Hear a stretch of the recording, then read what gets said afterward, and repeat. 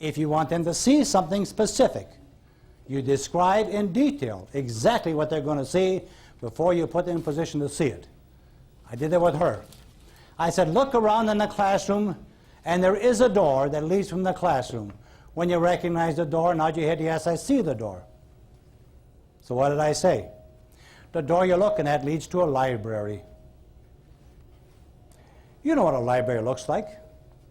Bookshelves in rows, and lots of books on these bookshelves. All I'm concerned that's in this library is the bookshelves. They can be desks, they can be chairs, tables, filing cabinets. I don't care. All I want is bookshelves in rows with books on it. I said, walk over to the library door. I did this. Open the library door, step into the library, close the library door behind you, and look around this library. Where else are they going to be? In the library. And I said, look around, and when you recognize the bookshelves, nod your head, yes, I see the bookshelves.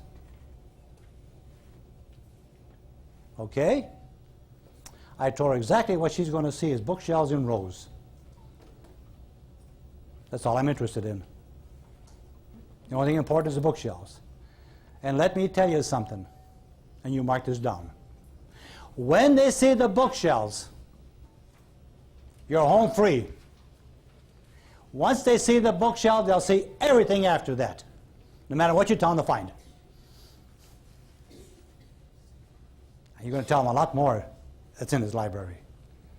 Once they see the bookshelves, you're home free. If they don't see the bookshelves, get them out of there. Back in their classroom. We'll send them somewhere else. You're talking about 95, 96, 97% of everybody we work with. If you do it my way, that you create the picture ahead of time, they're going to see the bookshelves. And when you see the bookshelves, you say, yay, I'm home free. Now we can really go do some work.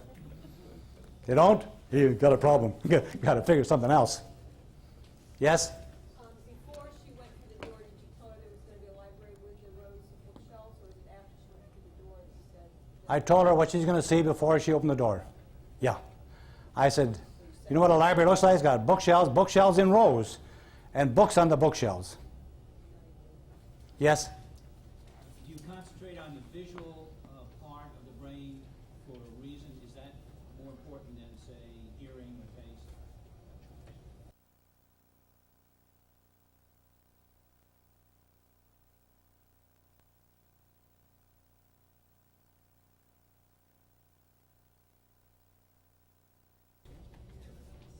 What they hear from me is more important than what they see. But when you combine it together, you're in good shape. You had a question up here, back here. Well, my question was similar to the gentleman in, what if they don't see it? Pardon? What if they don't see it, but they have a sense of it? They don't actually see bookshelves, they don't actually, but they already know, of course, like you said, what a library looks like. Well, the picture may not be distinct, like we say, we see something. But when we realize that it is there, in essence, it's there, Right. that's all you need. Yeah. As I says to her in the classroom, when the picture of the chalkboard is reasonably clear in your mind, just reasonably clear, just nod your head, yes, it's there, see? All we're concerned about is the chalkboard. But what did I do after that? You had a hand back there before I got away from? All right. I don't know if you noticed how many times I repeated the same word over and over and over again until I got to be, maybe for you, monotonous. I said, look around in this classroom, and there's all these things. When the picture of the chalkboard or the blackboard, if you're working with somebody 25 and under, it's a chalkboard, 30 and thereabouts, over, it's a blackboard. Okay? When the picture of the chalkboard is reasonably clear in your mind, nod your head yes. Now you mark down right here, you do it. Put down, every time I say chalkboard, you just mark a line, okay? When the, no. When the picture of the chalkboard is reasonably clear in your mind, just nod your head yes. Now you can start. walk over to the chalkboard, and you stand about 1.5 feet away from the chalkboard, and you look at the chalkboard. Standing so close to the chalkboard, looking at the chalkboard, chances are all you can see is the chalkboard. So while you're standing facing the chalkboard, looking at the chalkboard, allow your eyes to drift down to the bottom of the chalkboard, and there's a ledge. And on the ledge is a piece of chalk and an eraser. How many times did I say it? 10 times. Every time I say chalkboard, the picture goes clearer and clearer and clearer and clearer. Repetition does that. All right. Why don't you on yours here, when I say health and happiness, you mark it down. When I say success, you mark it down. When I say desires, you mark a point down, see? So I said, look over on the right side, the nice side, and on the bottom shelf there's books that are wrapped up. When you recognize the wrapped up books, nod your head, yes, I see the wrapped up books. Fine. Reach down and pick up a book that's wrapped up. Hold this book in your hands. The book you're holding has a title. The title of this book is Health and Happiness. Unwrap your Health and Happiness book. When you have the Health and Happiness book unwrapped, you put the Health and Happiness book up on the shelf on the right side. When the Health and Happiness book's on the shelf on the right side, reach down and pick up a second book that's wrapped up. The book you're holding has a title, Success. Unwrap your Success book and put your Success book next to the Health and Happiness book.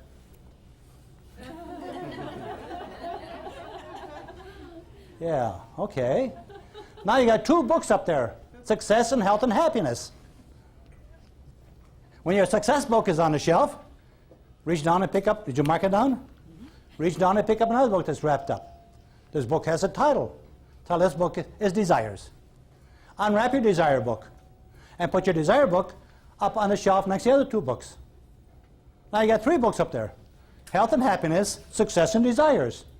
When your Desire book is in place, walk back up the aisle and sit down. There's a comfortable chair. Go sit in. How many times did I say Desire? 5. Success? 6. 5, 6. And how many times Health and Happiness? 8. 8 times. See? Repetition, repetition, repetition. That's so important. So important.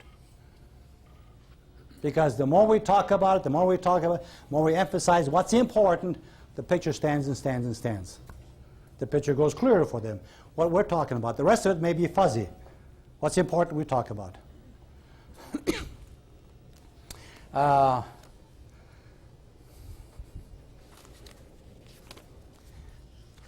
had to look at my notes and see what's on the agenda.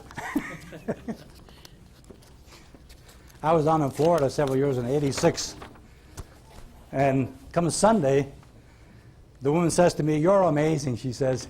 "You stand up for 3 solid days and you don't have any notes in front of you and you don't repeat yourself." All right. Okay, so I thought maybe we might have a workshop. We don't have anything scheduled until this afternoon. All right. Okay, so what's important is repetition, repetition, clarity. There's no room for doubt. If there's anything that you say that may be doubtful, go back and pick it up. Change it. Be specific. Now, for every problem that a person has, there's a book up there for it. So all we've done so far is take a person, and we got the progressive relaxation, we got them close the eyelids, count them backwards from 100, took them into the classroom, and I'll show you what else can be done in the classroom. Then we took them into the library and waltzed them down. And what do we do with that library, the book, the aisle? What did the aisle represent to you?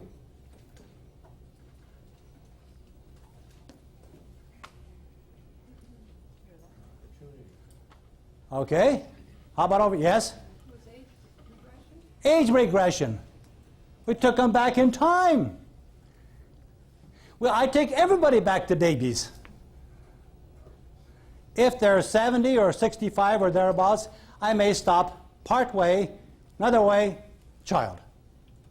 If you're 35, it's only one stop in the baby book. That's all. Tell us about the picture. How old were you? No, the last one. Oh, I was under 2, probably 1.5. All right. They all get down in there. You see, you're taking that back before their problems ever started. So you're going to take them back.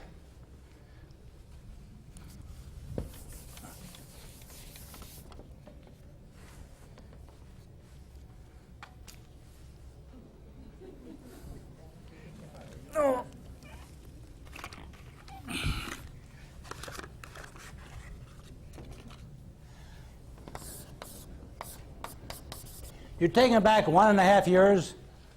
Most of the time, when they're not in a group like this, they get back 6 months, 5 months. Then I say, how are you dressed? I got diapers on. And can you tell me what you're doing? I'm in a high chair. I'm in the crib. Is anybody with you? My mother. What's mother doing? One says, well, she's baking cookies. Can't you smell it?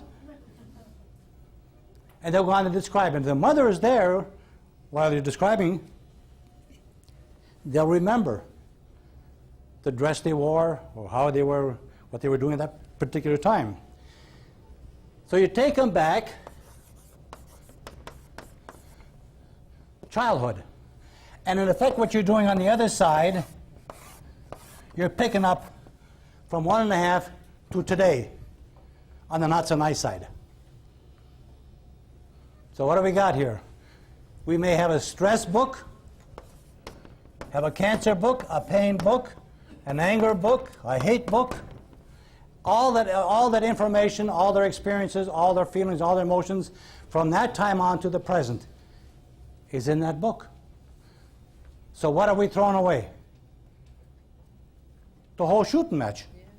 Lock, stock, and barrel. Every experience, every thought, all the emotions, feelings, the fancies, the dreams. In one lump sum, you take it off the shelf, you toss it in a container. You never describe the container. It's always a container for you. Then they're all through, I'll ask you. What did the container look like to you, Miss Yen? Square, large, What it looked like? very large. It was made of wood. Made out of wood. See? Some will say it's a dumpster. Some will say it's a garbage can. It's a trash can. You say, well, you see, I just called it a container. But you decided what you're throwing away is no longer important for you because junk goes into that container. You decided for yourself that what you're throwing in there, it's cold in here. You see? Now they say, yeah, I did it. Because after a while, we got a little question and answer period. We ask them, describe. What about the books you threw away? What did they look like to you? Old and musty. Old and musty. What about you unwrapped? Pretty. Any color. Yes, the Desire book was navy blue. It was beautiful. And what are the other ones? I didn't identify them, but they were all wrapped in brown paper. Okay. Hear me loud and clear. If anybody says on the new books that they unwrapped, there's any gold on it, you're looking at 100% success rate.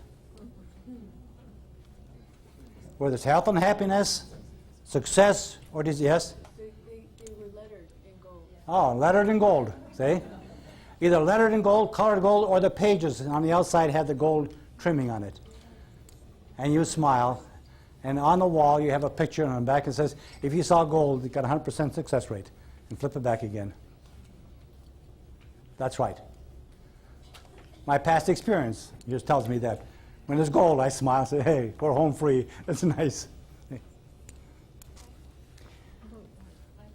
Yeah? I have a question. How important is it that you take them back on the nice side for them to experience experience themselves before that initial event? How important is it?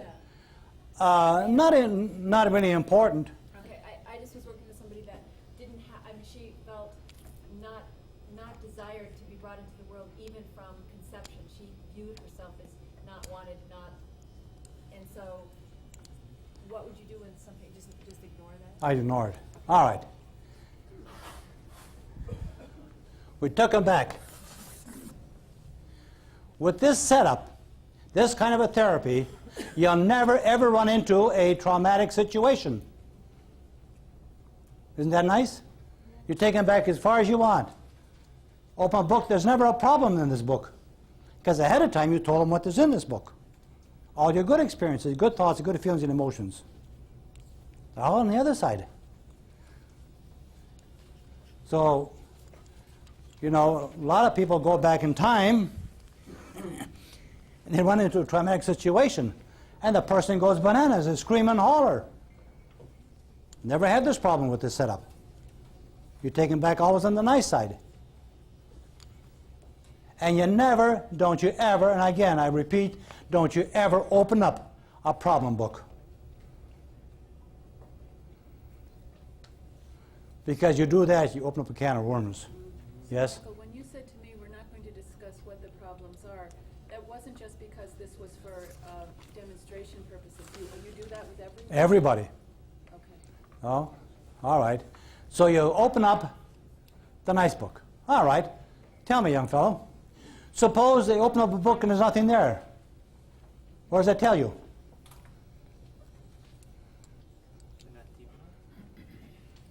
Okay, anybody else want to give them an answer? They open up a book. Halfway down, they open a book and I say, you see a picture? No. What does that tell you? You have to set it up ahead of time so they do. Pardon? Don't you have to set it up ahead of time so they do see what you want them to see? No. How do I know what they're going to see? It's their experiences. I have the slightest idea what they did when they were 15 or 18 or 20 or 25. It may not be important that they be able to visualize the memory. There may be a sense of No. At that time in their life, they didn't have a nice experience. It's on the other side. So then you have them open up another book. I say, turn the page. Ah, Turn the pages. You see, we're going what? In different time. Close by. Nothing there. Put the book back and take the book next to it. Let's see if there's something in there. No, forget it. Keep on going, because that time in their life, they didn't have a good experience. And you now run into a problem. I had a woman close to 80. Went all the way back. Not a picture in any one of the books. Got all through, and I says, Miss, your life's been the pits. She said, you bet. Her life was one problem. Yeah. So it's not important. Yeah. Find it. Hey, forget about it. Keep on. Yeah. Women will cry more than men. Open up a book. Oh, put it back. You can ask them, you see a picture? Yeah. Is the picture nice? Oh, yeah. You see, you have to tell them ahead of time. These books are full of pictures. And I'm not going to ask you what's in any one of your books. If you don't say that, they're going to find a picture and they don't want to tell you what they see. Because you see a picture, yeah, what are you doing? Oh, geez, one big mouth for no reason, see? Or they'll say, I don't see a picture. I'm not going to ask you what's in your books. It's not necessary for me to know. You see a picture? Yeah. Close the book and put it back. Ooh, good, good. got to buy that one. Yes? I don't understand in the sense that you're asking them to look at the nice side of their life, and then they wouldn't like to see that picture, so they're really not seeing the nice side when they open that book. You missed the boat. Okay. Let's go over it again. Okay. You open the books on the nice side. Exactly. Yes. And they see a picture of them doing something nice. Yes. Why would they not tell you, or why would it? Suppose they're having sex. Oh, sure. Embarrassment. Okay. Yeah. Okay. Suppose they're doing something that, you want. See? So I don't, no.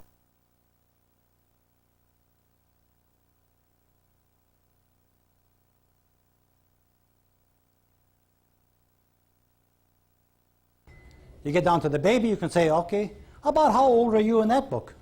Well, who cares what they're doing when they're babies? Nothing embarrassing, see? All right. But you see, the problem is, so many people are going to come to you, oh, they're going to ask me all about what I did, and I don't want to talk about that. we eliminate a lot of apprehension and tension, frustration. Just slide it out. See? Yes? Did you say page by page, tear out and the stress book? Did you say that? Or am I remembering that wrongly? When you were talking about the stress? The stress, Yeah? page by page, Yeah? you missed it. This, We took the stress book in its entirety and threw the stress book into that container. straight in. You don't look at You never open up the problem book. Never. Okay? All right. Another thing you didn't pick up. I said you look on the nice, not so nice side, and some of these books are problem books. Every problem you ever had in your whole lifetime has its own book. Every problem has its own title. And everything that you ever did as it relates to that particular problem in your lifetime is in that problem book. All of your experiences, your feelings, your emotions, your thoughts. It's in that problem book. Look around on the not so nice side, the problem side, and you never call it the left side. It's always the other side. Never the left side. No left side, only a right side. And the other side is the other side, or the problem side, not so nice side. The reason for that is sometimes they're turned around in this aisle, and now the left side is the right side, and the right side is the left side. And he got them all confused. So we got a right side, a nice side, the other side, the not so nice side. And I said, there is a stress problem book. When you recognize the stress problem book, nod your head, yes, I see the stress problem book. Repeat. Then what did I ask her to do? Take it off the shelf and put it in a container. What did I ask you to do? And you said there is a stress problem book, Yeah?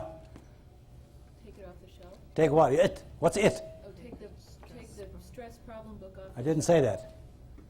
Stress book? Didn't say that. I said, reach up and take your stress problem off the shelf. We made a conversion. Take your stress problem off the shelf and hold your stress problem in your hands. And what are we holding? You're holding in your hand every past stressful experience, past stressful thought, past stressful feeling, emotions. You take and look around on the floor of this aisle, there's a container. You take your stress problem and you throw your problem in the container. Once we made the conversion, we never go back to the book. You see? On the shelf, it's a book. When you take it off, you took the problem off the shelf. Yes? I want to ask you what you visualized. Did you visualize? Well, I can ask her after a while. Okay. All right. All right. Made a second conversion. I said, you've got an I can't problem book. Take your I can't problem off the shelf. You don't throw that problem away. You sit on the floor next to the container. You put your I can't problem in your lap. Open up the cover. Tear out the first page. Tear that first page in small pieces and throw the pieces into the container. Then you start to tear out each and every one of your I can'ts. We made a conversion from a page to an I can't. Tear all your I can'ts in small pieces and throw all the pieces into the container. Now what are we doing by getting rid of our I can'ts? What did I add to that? You see, I told you it comes so fast you're not going to get all of it. Pardon? I won't. No. As you tear up your I can'ts, this causes you to free yourself and your subconscious mind of your self-imposed limitations, your self-imposed restrictions, and your self-imposed inhibitions. As you tear up your I can'ts, no more pages, you're taking total and complete control of everything that you do, everything you think about, and how you feel. You see what we're doing? We tie these all together. Simple procedure, detailed, Yeah, yes, miss? Louder. Can't hear you. Can I ask a question about the container? Yeah. I know that I wasn't really supposed to be doing the image or whatever, but when you were talking about it, my image of the container was like a Tupperware container with a sealed top. Yeah. And I'm wondering, let's suppose somebody had that kind of image, or that it wasn't a dumpster and it wasn't a garbage can type of What goes in that kind of a container?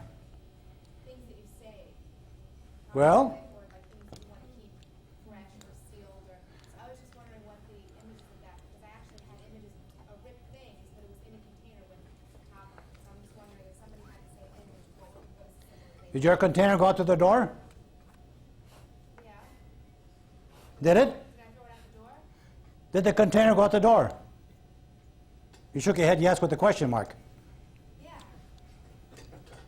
All right. I'm just wondering if there's any symbolization of what type of container we can choose. If the container is something pleasant and nice, the chances are the person is not very committed to making the change.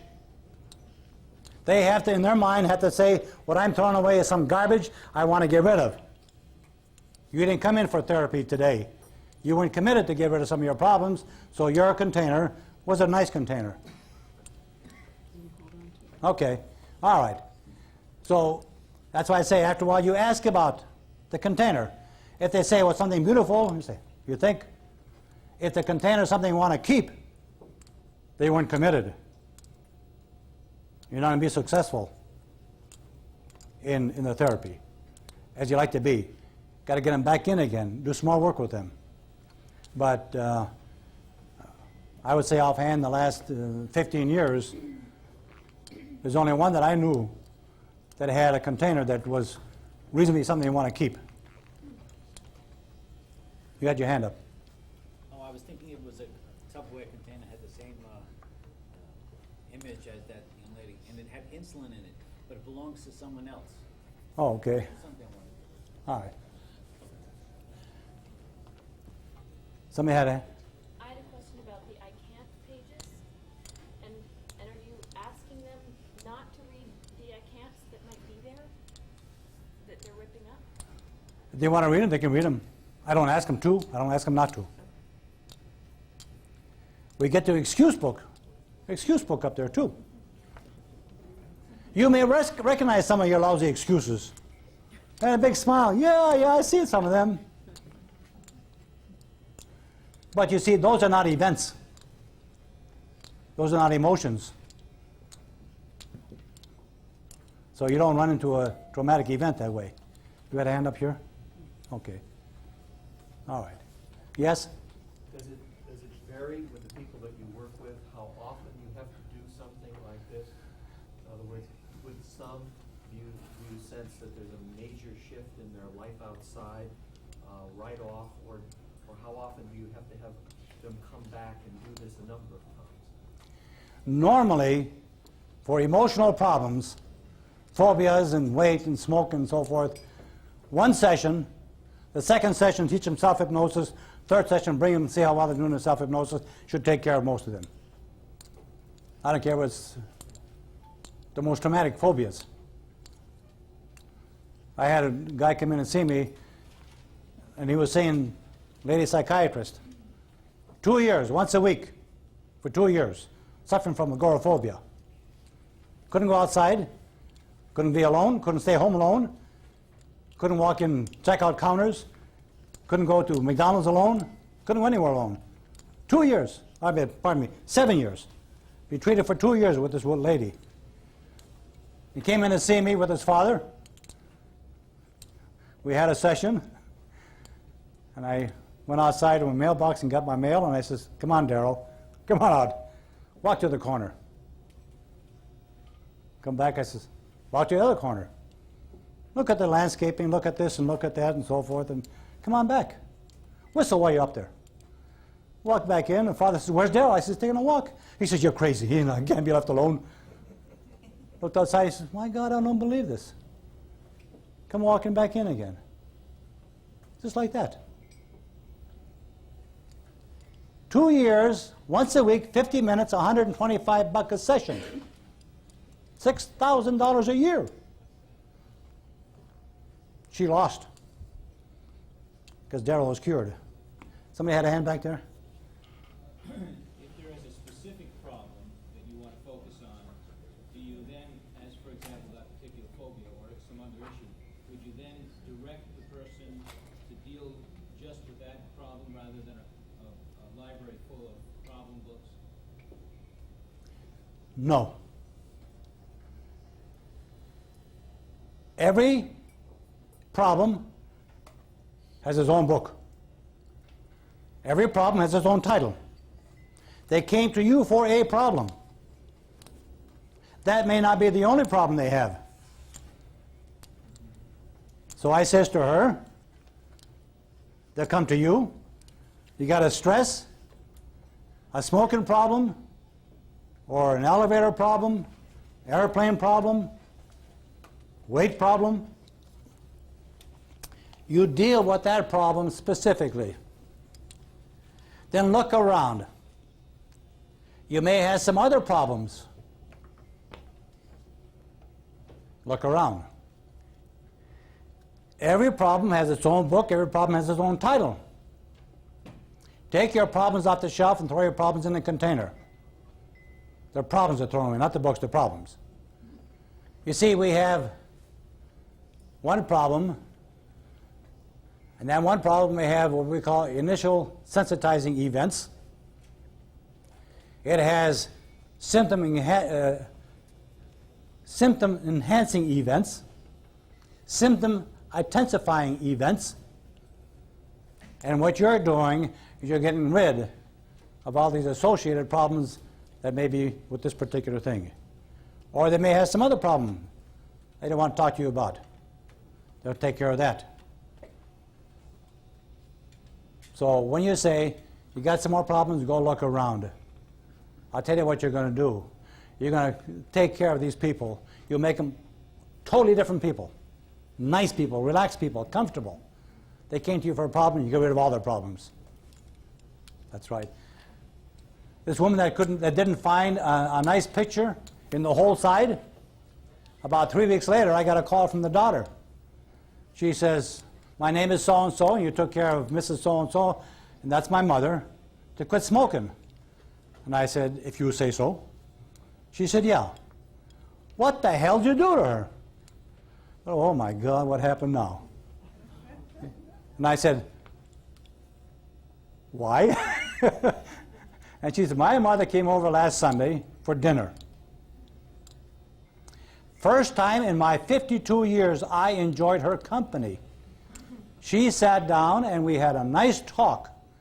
She never criticized my house, my family, the meal or anything. She says, we just chitter-chatting. She says, she said, when you left, I cried. I was so happy. What the hell did you do to her? I said, I gave her back her personality that your father damaged. She said, how wonderful. Too bad she didn't see you years ago. She came in for smoking. But I got rid of everything else for her. Yes? You know, it's interesting. I had a patient who went for hypnosis to stop smoking. Didn't hear you. She went for hypnosis for only reason why, so she could stop smoking. She wanted to stop smoking. That's why she came. Stop smoking, yeah. And there's all the other problems I didn't know about, and she got rid of them. You know what happened? No, to my patient, the hypnotist calls up, I'm in session, and he says, well, I think I may need you, because by mistake I reduced her to 2 years old and she's in a comatose state. Took 2 years to get out of it. Took her 2 years to get out? She said that hypnotist put her into a coma, reduced it to 2 years old and put her in a comatose state. It took 2 years to have her out of there. Well, you could have snapped your finger and she'd been out of it. Well, you could have. Well, I'll show you how to do that. Yes? So, if a patient is on medication, does that enhance or interfere or otherwise? Make any difference. this process? Make any difference. No. Yes? How willing does the person have to be in these situations? Do they even try to resist you with it? If a person is motivated for the change, you're in good shape. If they resist, and how do you know they're going to resist? You don't know ahead of time, do you? How would you know after they left that they resisted your suggestions that were beneficial? Well, I was going to ask you, how many sessions do you do? Is this just a one-time thing you do, or you have them follow up? We're not on my question. Just a minute. You got to answer my question? The symptoms would return, or they would. The symptom never left. Or they might be the opposite. Your second visit tells. If they resist your beneficial suggestion at their first visit, they're going to call you and say, you know what? I got a headache. And you'll say, good. Because I gave you beneficial suggestions and you told me to go to hell. They'll say, how did you know that? The minute they resist the beneficial suggestion, end up with a headache. Yes?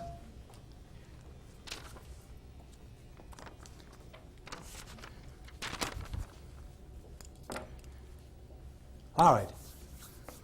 I got a notation here. We're taping this, and they didn't get the questions. That's why I say, talk louder. I got to repeat it then. All right. So if they say, I got a headache, you say, yeah. They'll say, uh-oh, how did you know that? And you say, well, I know that. That's what happens. Subconscious mind wants to take this good suggestion and put it to use, and the conscious mind says, oh, no. Now we got an inner-side conflict. No different than when a person wants to quit smoking. He says, I don't want it. Puts a cigarette down and walks away, and the subconscious mind says, hey, brain, what's it not trying to do? The cigarette, he uses a cigarette for relaxing. Makes him feel comfortable. Why, when he enjoys his coffee, he has to enjoy a cigarette. When he reads the paper, in a relaxed state, he needs a cigarette. So get him back there. And he goes back. I don't want the cigarette, and walks away. Subconscious mind says, come on, brain, shove him back again. And he goes back again. He says, no. Then it's a yes, it's a no, it's a yes and a no, a yes and a no. And then like this. And the wife says, I like you better when you were smoking. He goes back and takes a cigarette. God, does that feel good? What happened? The conflict was resolved. Now he feels good. And they say, well, you're addicted to nicotine. And I say, whoa, nobody's addicted to anything in this world. That's right. They only think they are. Yeah. And I'll show you that.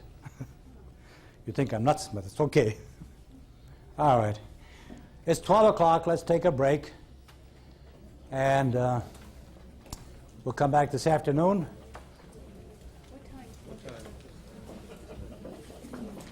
Go back to 2 o'clock, or? Oh, no. We got too much work. It says 2 on the schedule.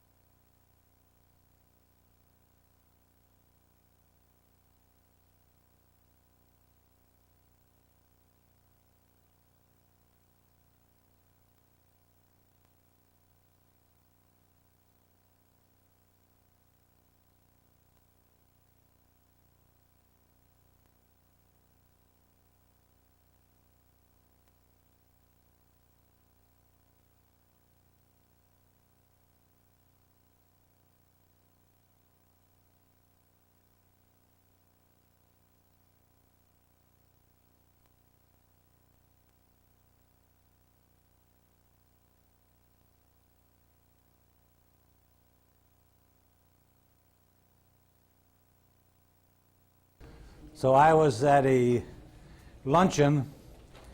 It was a convention. And I gave a talk on what hypnosis is all about. And I said, everybody can be hypnotized. And this guy raised his hand. He said, you can't hypnotize me. I said, come up here. I said, I can hypnotize you, except for a few exceptions. He said, I knew that. And I said, I can't hypnotize an idiot, an imbecile, infantile child, or a senile old person. I said, what category do you fall in? He said, none. Then you can be hypnotized. And I said, but I take you as a very resistant person. So I'm not going to hypnotize you. He said, I knew you couldn't. I said, I'll hypnotize your arm. He said, you'll do what? I said, I'll hypnotize your arm. With your permission. He said, you got permission to hypnotize my arm? Okay. So I did a fast induction. And he's standing there, and I gave a few suggestions about his arm and totally limp and useless, he can't lift it. Then, of course, the crunch. As you think about lifting your arm, your thoughts cause that arm to go progressively more numb and useless. Totally numb.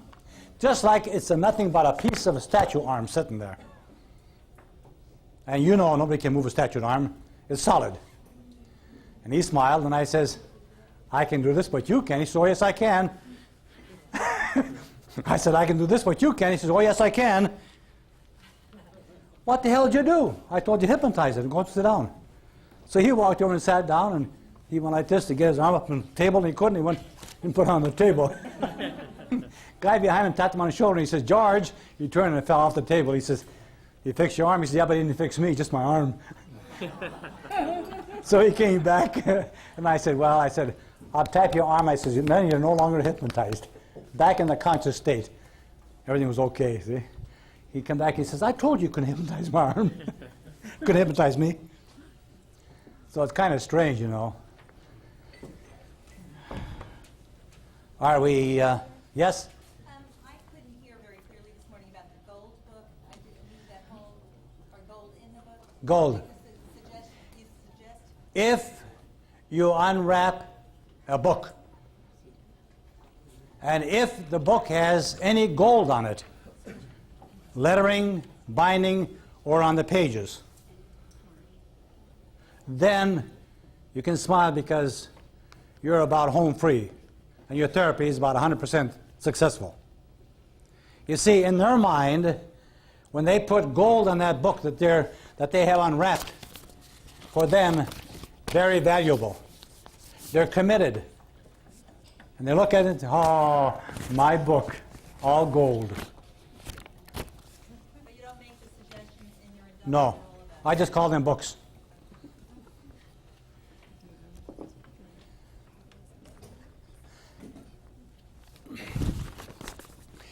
As we go along, we're going to go over some of the stuff again.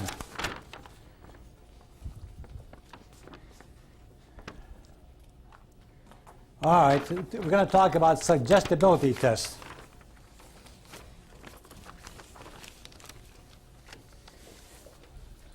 You want to know, is a person suggestible? Are they open to suggestion? Will they follow your suggestions?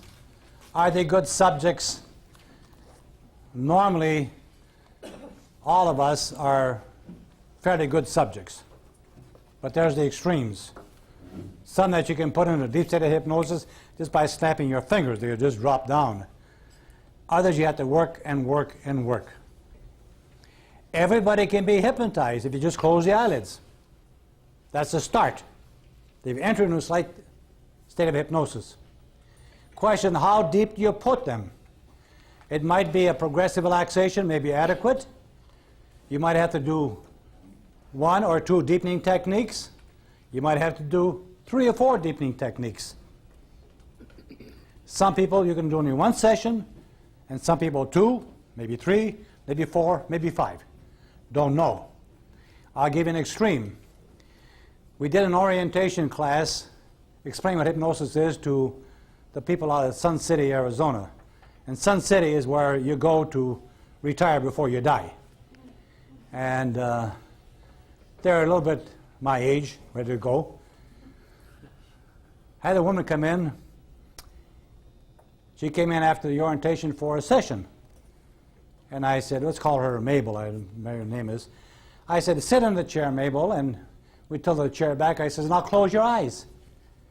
And she went, I said, close them. She says, I did. Close them and keep them closed. She goes, that was it. I said, I'll tell you what you do after about an hour. I couldn't get better than that. I said, go home and close your eyes and count to 5. Then open them. When you get to 5, try 10. Then open them. So close them. You go 1, 2, 3, 4, 5, 6, 7, 9, 10. Open them. Came back a week later, and I said, how did you do? She said, pretty good. Come on and sit down. And I said, close your eyes and count to 10. Wonder if I can count 10. 5 sessions before I can get her to close her eyelids long enough to talk to her. Well, she's pretty well stressed out. Did about 12 sessions with her, and she could only drive her car 1 block. Had a 1924 or 25 Nash. Got to be worth about $70,000. It was all oxidized. There was no paint on it, but no dents. Well, I finally got to her and I says, I'm going to teach you how to drive this car 1 block at a time. She says, I do that. I said, well, fine. So you drive the car 1 block and you stop. Drive the car another block and then you stop. Drive the car another block and stop. You do this 10 times, 1 block at a time, turn around and drive back 1 block at a time. So finally she got 1 block at a time, got 10 blocks in, but she came back 1 block at a time, till I got her to go 1 mile. Then she went 1 mile at a time and stopped and went another mile at a time, but going 1 block at a time all the time. Well, she got to drive 10 miles, 1 mile at a time. Came in one day and she says, I'm flying to California. First time she got in an airplane. She flew to California and back. Each time she came in, a little more makeup on, a little more jewelry, hair fixed up nice. Changed her whole attitude on life. Instead of living on a pension and going down to get her food allotment, cheese and whatnot, now she can get in her car, she could drive, and she could enjoy it. So after, I think it was maybe 15 sessions, she came in the office, and she walked over to Judy, and she says, Dr. Preston's been real good with me, and I haven't paid him anything. So I'd like to kind of square my bill. And she opened up her great big bag, took out a small purse and put it down, took out a small coin purse and put it down. She took out $20 and stretched it out, and she says, put it down. She says, you think that would be enough? And Judy goes, I said, she says, just right. She says, I thought it would be just about that. I couldn't say no to her, you know. I wanted her to think she did just right. See? That's part of the therapy, you know. All right, suggestibility test. How suggestible do you want to get? Would you want to step up here?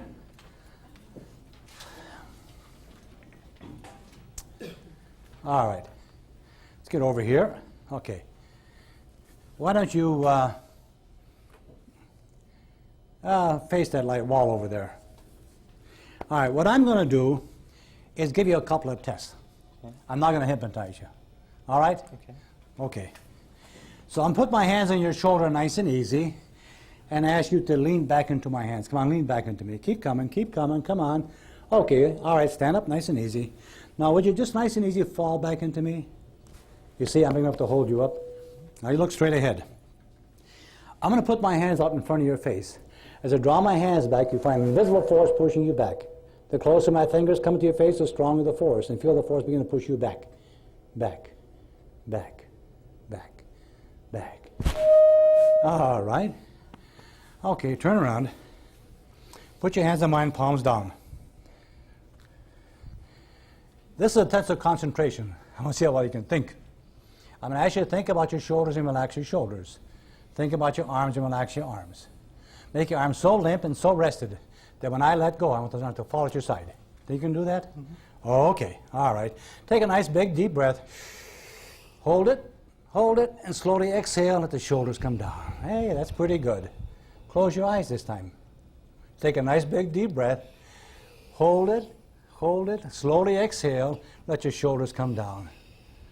Now you think about the shoulders and you relax those shoulders. No, don't move a muscle, just let them relax. Concentrate and relax your shoulders. Now you think about your arms, shoulders to the elbows, that's all, and you relax those arms. Shoulders to the fingertips. Let your arms go limp and rested and relax. Come on, you can do better than that. Come on. A little bit more. Come on, let go. A little bit more. Come on, a little bit more. Come on, you can do it. Let those arms become totally limp and completely relaxed. Just a little bit more. You're getting close. Let your arms become totally limp and completely relaxed. Keep your eyelids closed. Picture and imagine, if you can, on the shoulder you got a small balloon. And imagine the balloon is filled with some lotion or cream. And put a hole in the balloon.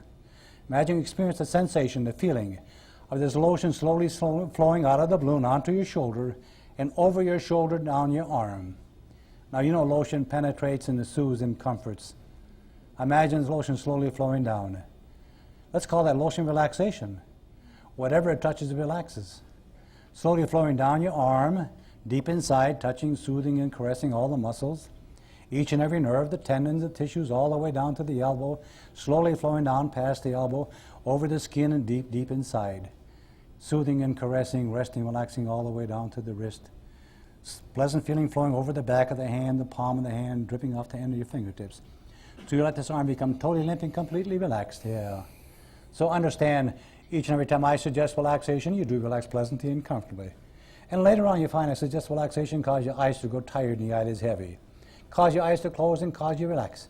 And each subsequent you relax far quicker and much deeper than the preceding time, feeling more pleasant, more peaceful, more relaxed. So you let the arm become just pleasantly and comfortably, deeply relaxed. Deeply relaxed. Gently stroke your arm nice and easy from the shoulder down. As you do so, cause your arm to become progressively more limp and relaxed. That's fine. And just now bring it down here, pleasantly relaxing, see? As a matter of fact, I tell you what, totally relaxed, completely relaxed. Even eyelids relaxing, cheeks, muscles relaxing, lips relaxing. Eyelids limp and rested. Comfortably relaxed, you see. So relaxed that you can't even open your eyelids. For now, as you think about opening your eyelids, your very thoughts cause your eyes to go glued together, stuck together, zipped together, stuck there. So you think about those eyelids and try to open your eyelids, you find you won't even open. But think about it, go ahead. So you direct your attention to your eyelids, and you try to open your eyelids and find you can't. No, they won't even budge. No, that's okay. Now still remaining pleasantly relaxed, open your eyes. That's fine, okay. All right. One more test for you. Put your hands out, palms together, interlace your fingers, and turn your palms out. And put your hands above your head about as high as you can. Look into my eyes. I'm going to count from 1 to 5. As the numbers increase, you cause your fingers lock tighter and tighter. By the time you should count at 5 locked together so tight, you can't even take them apart. So 1. Locks will become more pronounced. Wrist muscles stiff and rigid. Maybe arms even growing tired. 2, feeling together tighter and tighter. Wrist muscles more stiff and rigid. Arms growing tired. Locks together tighter, tighter and tighter. Eyes growing tired and eyelids want to close and each your tired eyes. 3, feeling together tighter and tighter. Wrist muscles growing stiff and rigid.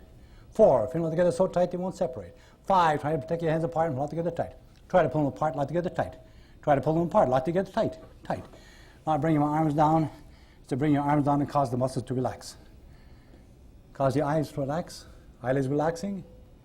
As your arms come down, let your eyelids close. Bring your arms down. Let the relaxation flow down, down through your cheeks, across your shoulders, and down your arms. Separate very nicely. So understand each and every time I suggest relaxation, you do relax pleasantly and comfortably. You see, by brushing my nose with my handkerchief, to you I'm suggesting relaxation. And each and every time I suggest relaxation, you do relax pleasantly and comfortably. So when you see me just gently brush my nose with my handkerchiefs, cause your eyes to go tired and your eyelids heavy, and cause your eyelids to close pleasantly. And each subsequent time, that means every time you relax far quicker and deeper than the preceding time. Still remaining pleasant and relaxed, I want you to open your eyes and go sit in the chair. Good. Give my hand. Very good. All right.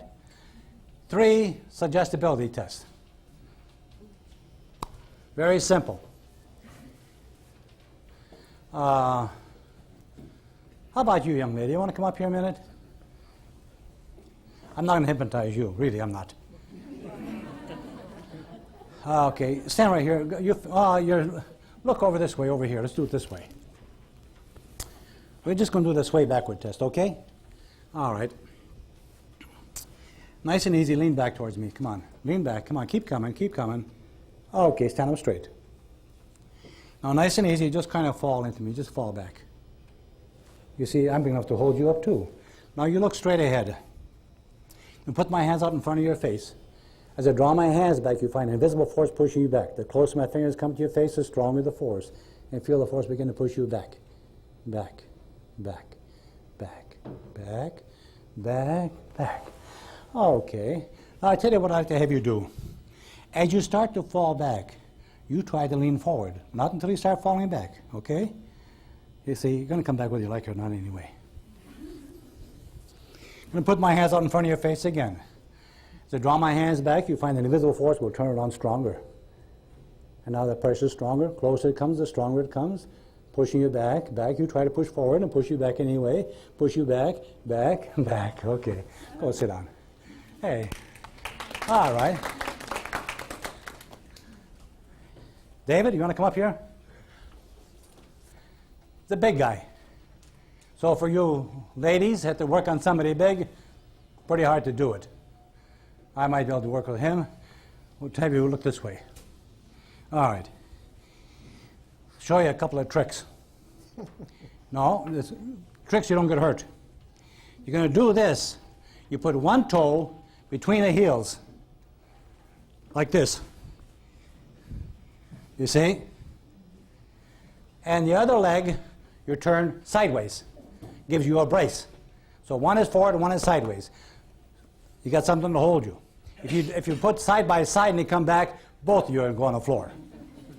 So you brace yourself nice and easy, like this. Back foot sideways, got a brace. Okay? All right, put the hands and say, okay, lean back towards me. Come on, just lean back nice and easy. Okay, stand up straight. Now, nice and easy, just kind of fall back into me. You see, you have to give this person some reassurance that you're going to be able to catch them. If they're too tall, and you're down below the shoulder blades, hey, forget it, because you're both going to go tumbling. All right, I'm going to put my hands in front of your face. As I draw my hands back, you find an invisible force push you back. The closer my fingers get to your face, the stronger the force, and feel the force begin to push you back, back, back. All right, go sit down. The force push you back at all? Yeah. Oh, okay. Now that's a good subject. The minute they start coming back, good subject. If it takes a little longer, not so good. If they lean forward, you say, hey, I got a problem, because you're beginning to get the resistance. All right? If they don't budge at all, that means instead of 2 deepening techniques, you got to go to 3, maybe 4. So is that the idea, is you do another deepening technique if, in fact... Yes. Okay. If these are suggested, you want to read the test now.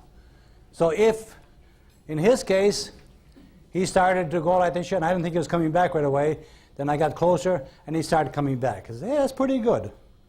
But in his case, boom, right back right away. Got a good subject. Yep, you have. Yes.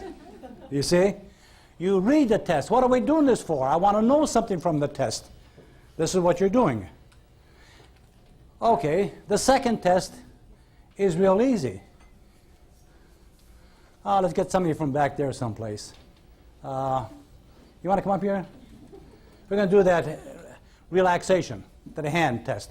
We'll do this in the workshop. Show you how to do this.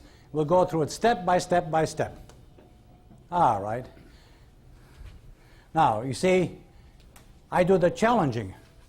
This is a test of concentration. I want to see how well you can think. I'm going to ask you to relax your shoulders and relax your arms. So when I let go, I want those arms to just flop at your side. Okay? Put your hands on mine. All right. Take a nice big deep breath. Hold it. Come on, suck it way in. And hold it. Okay, slowly exhale, let your shoulders come down. Come on, let go. That's it. Close your eyes this time. Take a nice big deep breath. Hold it.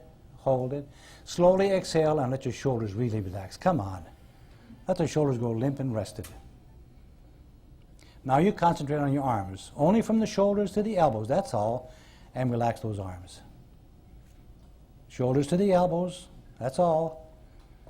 Shoulders down to the wrist now. Make your arms real limp and loose. Don't move a muscle, just hang in there. Just let your arms go loose. Shoulders to the fingertips. Come on, a little bit more. Come on, a little bit more. Come on, you can do it. Let your arm go totally limp, completely relaxed. That's fine. Now see how well you can think. Picture and imagine on this shoulder you got a small balloon. Hey, if you like, you get the balloon a color.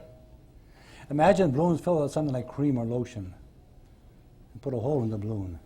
Imagine you experience the sensation, the feeling of this cream slowly seeping out of the balloon onto your shoulder, and slowly flowing over your shoulder down your arm. Let's call it cream of relaxation. Whatever it touches, it soothes and comforts and rests and relaxes. Imagine the sensation of relaxation flowing down, not only over the skin, but deep, deep inside. Slowly flowing down, touching, soothing, and caressing, resting and relaxing all the muscles in your arm, and the tendons, each and every nerve, all the tissues and the fibers all the way down.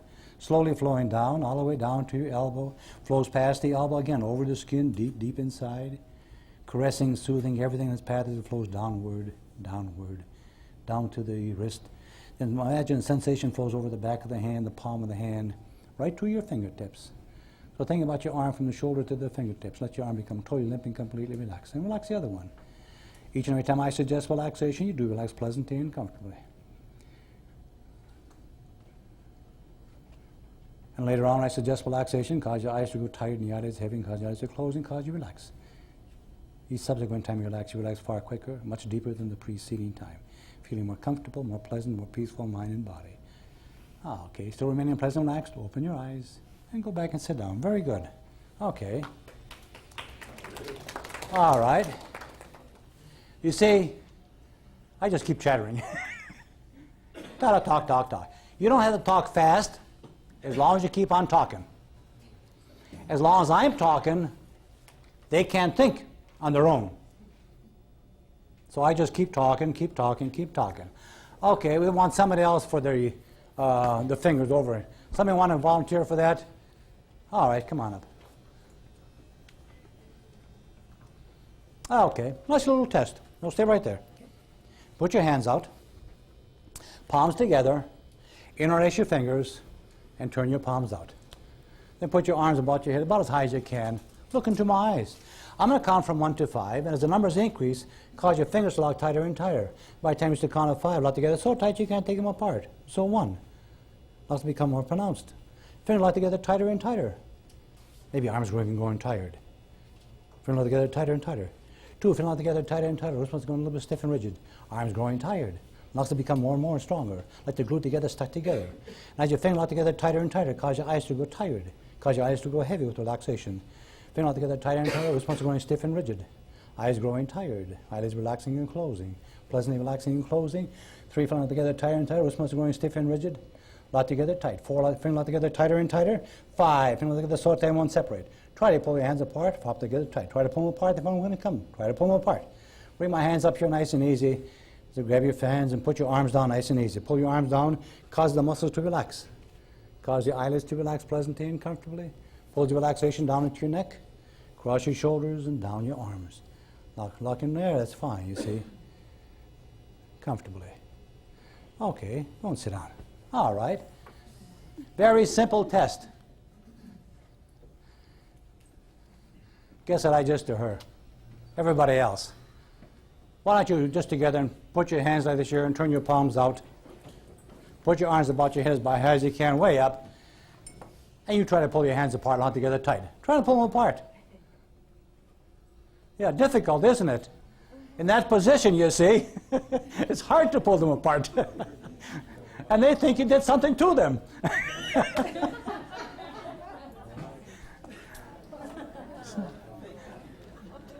Strange, isn't it?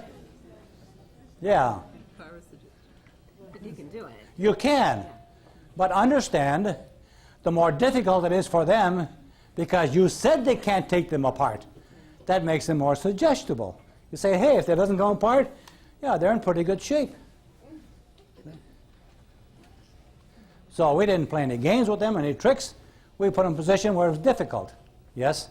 There's an interesting movement that when you're doing that, when they're up like this, when yes. you're asking them to pull apart, your arms move into the sides and then up like yeah. that, which yeah. also tends to kind of keep them from pulling their... No, what it does, it gives them more stability, because you see, if they do this and go like this here, and they just may fall over.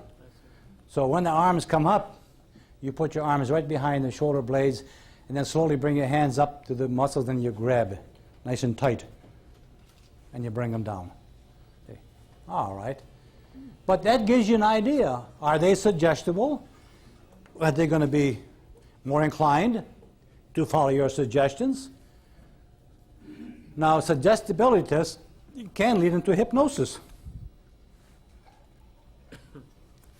And what did I say to them to do? First, when you take a good, nice, deep breath and hold it and slowly exhale. Then what did I say? Close your eyes. Boom, boom. Guess what I just did? What did I do? I hypnotized them. They already entered the light state of hypnosis. Now I start with more suggestions, and they're just going deeper and deeper. You see? I told him. See? All I got to do is suggest relaxation to you. Look at the palm of my hand. All I got to do is bring my hand closer forward. Because if I'm placing my hand in this position, to you I'm suggesting relaxation. Each and every time I suggest relaxation, do relax pleasantly and comfortably. Bring my hand closer forward, cause your eyes to go tired. Eyelids heavy, eyelids relaxing and closing, closing, and close, and that's fine. Now bring your head forward, nice and easy. Yeah. Now still remaining pleasant and relaxed, I want you to open your eyes.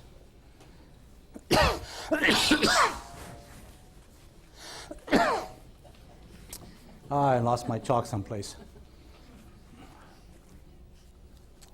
Did I leave my chalk here? Oh, it's over here. It's okay. Oh.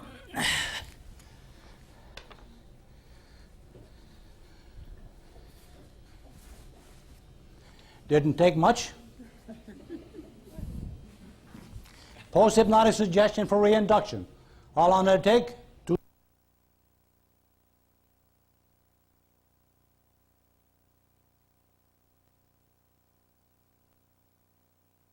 back in your conscious state, feeling comfortable, pleasant, peaceful. But remember, each and every time I suggest relaxation, you do relax pleasantly and comfortably. So 1, 2, 4, 5, 6, 9, 8, 3, 7, 2, and 1. When I count to 3, I don't say where I'm going to put it. Come any place out of sequence. You do this, another little test. Most people anticipate that 3 comes after 2. And you watch, and they go 4, 5, and away they go again. You see? Tells you, are they good? Are they deep? What's the story? So you see, it doesn't take much to hypnotize someone. It's easy. You see, all you have to do is put them in a position where the normal things take place. And I'll show you something. You look at the palm of my hand. You stay with it. And keep your eyes on them.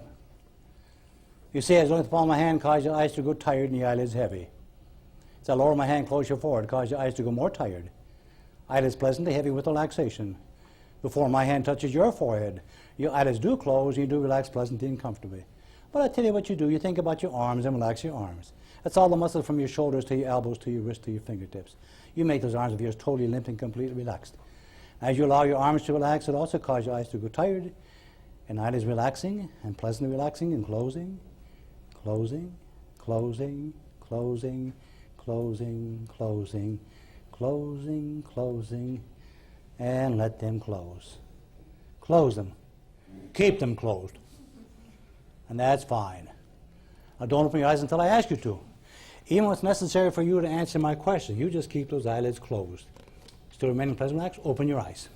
You can open them. Now what did I do with him? I put my hand, not quite, usually I like to get it over a little higher above the forehead. Because when you look up at that, can't help but to get the eyes tired and the eyelids heavy.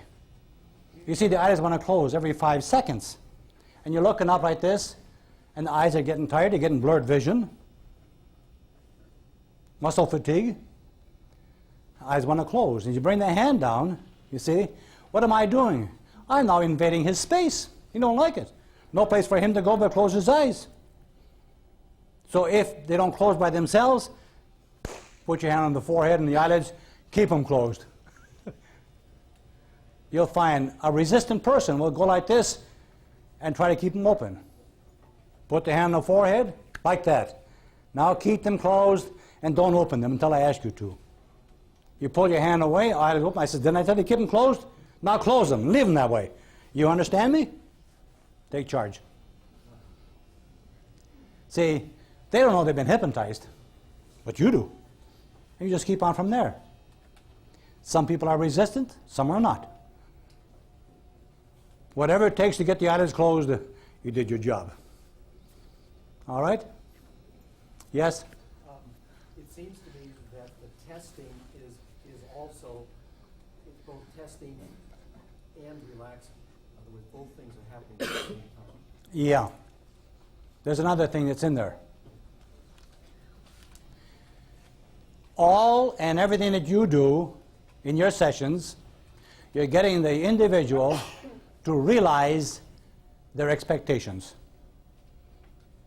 That's why you talk ahead of time before you do the things. You tell them ahead of time what you're going to do, what they're going to happen to them. So when they get started, they begin to realize their expectations. I said, the door leads to a library. Hey, you know what a library is? A lot of bookshelves in rows, lots of books on these bookshelves. Open the library door, step into the library. You got them to realize their expectations. Hypnosis is all about getting them to realize expectations. Take your problem off the shelf and throw your problem away. That's what they did. They threw their problem away. You got them to realize their expectations.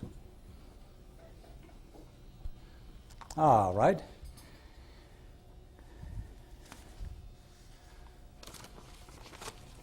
I have to confess.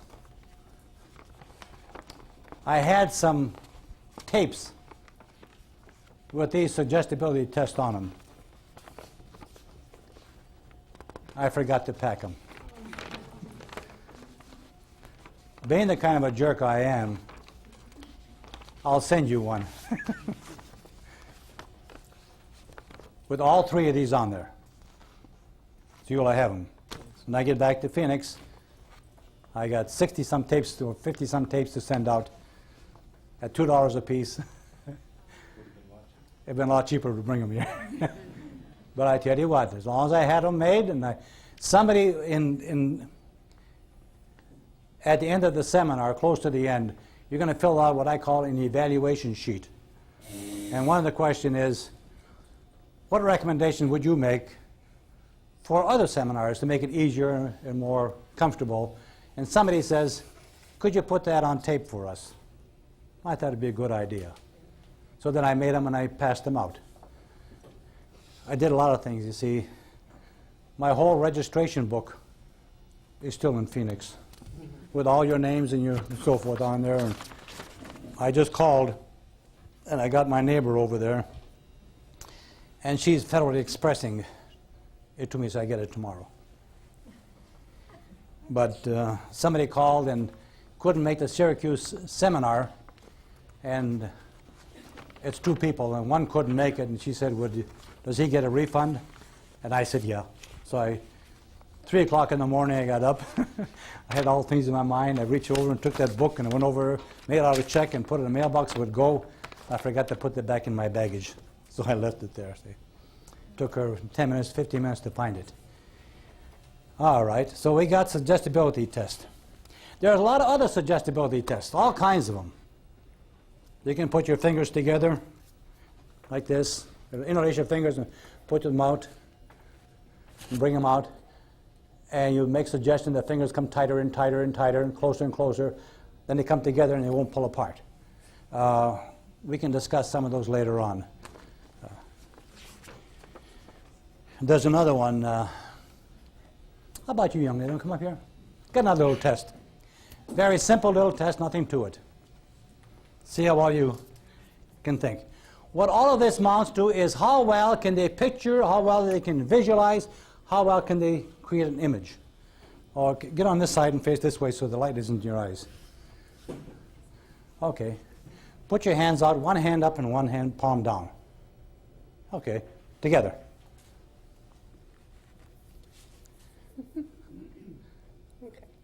Okay, hold them up that way.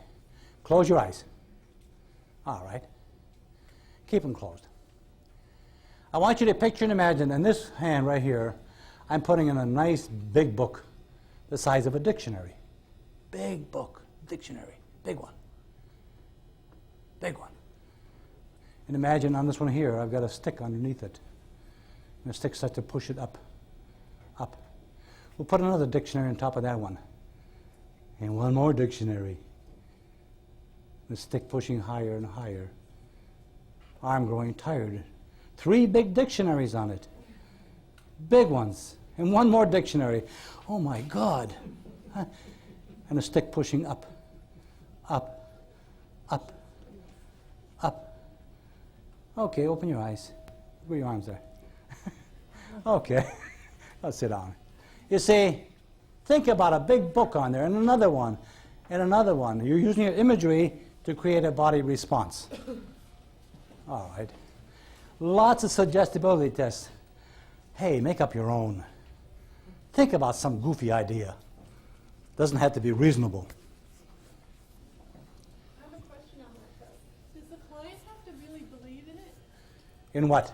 The suggestibility test, like if you did that to someone who wasn't familiar with hypnotic induction suggestibility. Most people are not familiar with hypnotic injunctions. They would tend to believe that.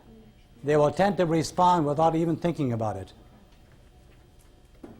Believability plays a very small part in hypnotherapy. Believability usually is on the conscious side because the conscious mind analyzes, makes decisions. The subconscious mind says, you ask me and I get it done. So was your subconscious mind stronger or higher or lower than before? I don't know. That gives me an idea. Yes? Do the eyes have to be closed? Yes. Yep. You see, the eyes are windows to your brain. And closing the eyelids, you know what you shut down? 1/8 of conscious awareness. You already got them there. Not deep enough for therapy. You got to bring it way down, down, down, down. And then, when you do the testing, after the progressive relaxation, a couple of deepening techniques, then you can do the testing. Don't assume that they're there because they look totally relaxed, their mouth is open, and they start to snore on you. Don't assume it. Do the testing. Has anybody had somebody sleep on them? What did you do? Keep talking. They keep snoring? Well, I thought that in a light sleep state they could still hear me. You thought that? I thought that. But you weren't sure? And you didn't know? I was reasonably sure. But you didn't know? I didn't know for sure. Okay. What about you? I had to wake them up. How'd you wake them up? Well, I told them if they were still with me to raise their index finger And they raised their index finger? after a little while. Yeah. Then what'd you do? Then I proceeded. What about they go back in again? Well, I told them to remain relaxed, and then I went back into the induction. Back into induction? But they were in hypnosis. But they were asleep. Well, this girl says they're asleep. They're in a state of hypnosis. And what did she do? She got them to raise their hand, and then she went back into an induction procedure. Is that right? Eyes were closed? Why would you use an induction if they're already there? Well, I was continuing on with it, What's your induction procedure? relaxing the whole body, but I started with the feet. Oh, okay. All right.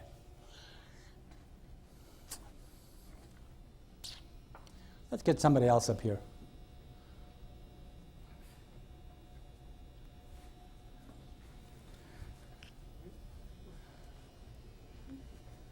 Push him up here. Come up here. All right, Don, come on up. Not going to hypnotize you. Just going to use you for a prop. Sit down. All right.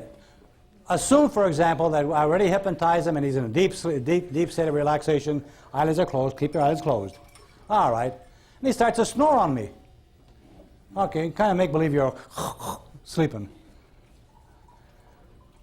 Well, I can't talk to him if he doesn't hear me. So I had to give him up, bring him up a little bit. So I'll just say nice and easy. While they're still snoring, going to reach down and pick up your right arm by the wrist. You tell them what you're going to do before you touch them.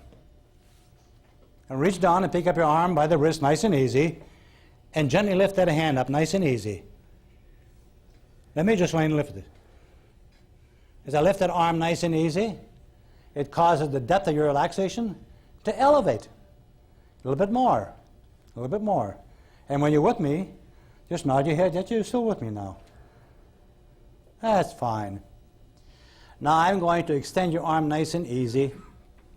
As I do so, I'm going to lock you in that depth. And put your arm down, keep you right there. Still snoring on me. I'm going to extend your arm nice and easy. As I extend your arm nice and easy, it causes your relaxation to elevate a little bit more, a little bit more. Are you with me? Don't shake your head, no, just no, don't say anything. Not with me yet? Not with me? And you pull them, and you bring them back out of it. But you see, what you should start out first, lift the arm. As I do so, this causes your depth to elevate. Elevate, higher, higher, your depth to elevate, more, okay. And they say, are you with me? You hear me? Yeah, fine. Then we're going to lock him in that position so he doesn't drift any farther. And I suppose he doesn't open his eyes. It doesn't say, yes, I'm here.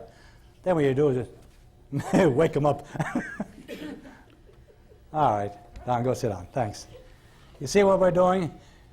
We're taking charge. We're doing it. If you want something to happen in his body, you create it. You make it happen. That a little better? Yeah, it's a little too loud. Too loud? Okay. It's fuzzy. 1, 2, 3. It's fuzzy. Can't hear me now. Can you hear me back there? No. Okay, all right. Too low. Too low? Well, it's like a room. Too hot or too cold. It's always never in between.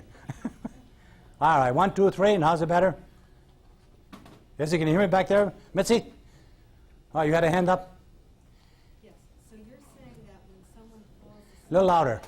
You're saying that when someone actually falls asleep, they're no longer aware, so they cannot be hypnotized. Oh, they're already in a state of hypnosis, but too deep. And I want them in a position where I can use their thought process for the therapy. I got them to think. So I have to elevate the depth a little bit. Hypnosis is subconscious, and when they fall asleep, they go into like unconscious? Yes. Unconscious as far as I'm concerned. Okay, so we don't want them We don't want them unconscious. When you listen to Erickson, he says unconscious motivation.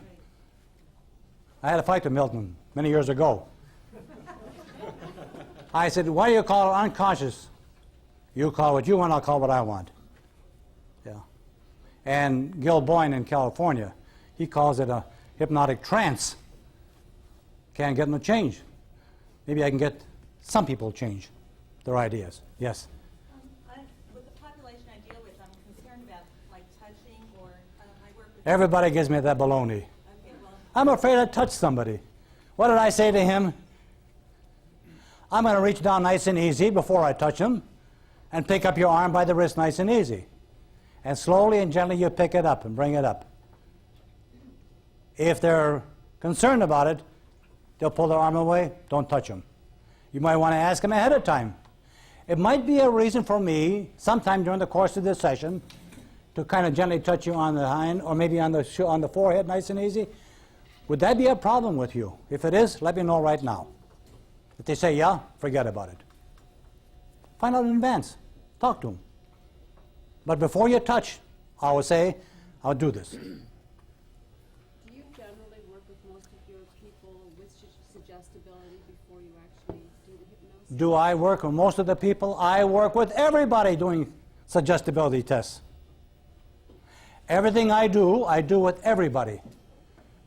Peggy was in Phoenix, and she spent 9 or 10 days there.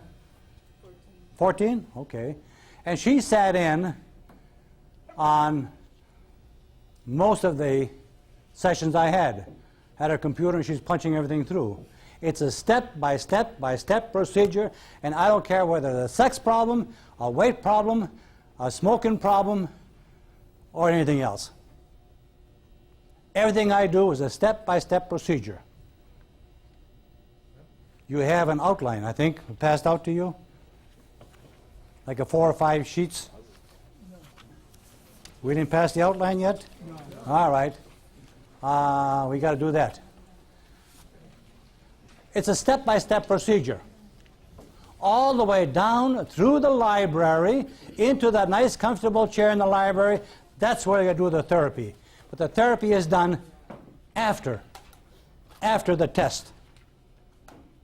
Up to that point, all you're doing is getting that conscious awareness down as low as you can. Bring the subconscious mind up there. And then you do the testing. After the testing, we do the therapy. Therapy we're going to talk about tomorrow afternoon. How do we handle a problem? Hey, simple. Easiest thing in the whole world. When you understand what you're doing and how you're getting there. You learned a little more today. I don't care what I tell that person. If the person's in a state of hypnosis where the subconscious mind is a dominating force, everything I say is true. Everything. I'll tell you a story. And Peggy sat in on it. Guy came in, and he says, I got a problem. I said, what's your problem? He said, I got a sex problem. He said, it only lasts about 3 or 4 minutes.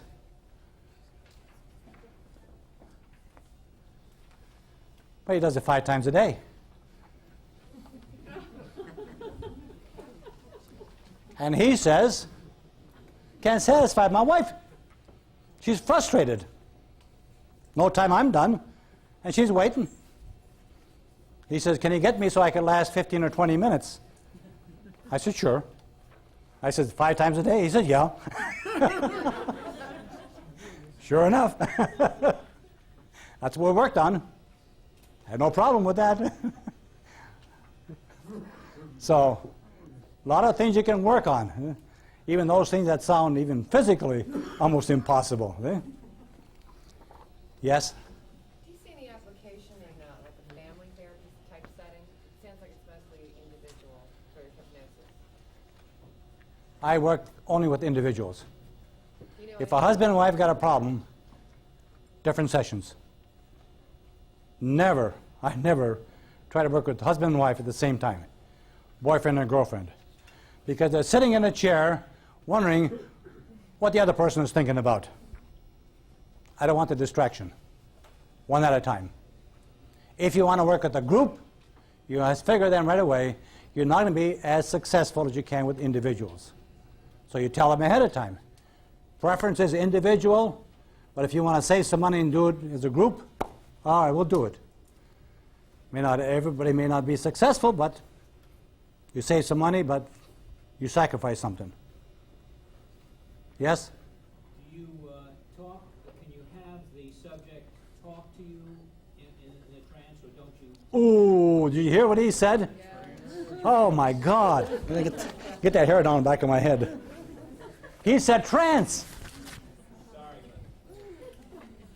No, they're in a state of hypnosis. Do I talk to them? All the time. Do they talk to you? Why, certainly. Sure. I prefer to have them nod their head or lift a finger. But I say, you got a problem with something? Talk to me. I had a woman come in, and she's there and totally relaxed, and all of a sudden, wrinkle in the forehead. And I said, you got a problem? She said, yeah. I said, what? I got to go to the bathroom. Go. Mark this down. Before you have anybody open their eyelids in a state of hypnosis, before you have them open their eyes, you tell them, still remaining deeply relaxed. Open your eyelids. What you're doing, still remaining deeply relaxed. Open your eyelids. You're saying, subconscious mind, keep that person in that same state of relaxation, same depth, but allow the eyelids to open. If you don't say that ahead of time, and you haven't opened the eyelids, the tendency is for the depth to elevate. Now you got to bring him back down again. So I said, all right, still remaining pleasant, relaxed. Open your eyes and get out of the chair and go. Then come back. And she went and came back. Sit back in the chair. And she said, is it going to take long to hypnotize me again? I said, young lady, you walk to the bathroom and back deeply hypnotized. She says, I don't buy that. I said, well, you got a problem, because now you can't get out of the chair. And she couldn't. Couldn't get out of the chair. Strange, huh? At the convention for the National Association for the National Board of Hypnotherapy and Hypnotic Anesthesiology, I worked with a cancer patient. Stood about 6'4". We pulled in a couch from the lobby, a 4-cushion couch.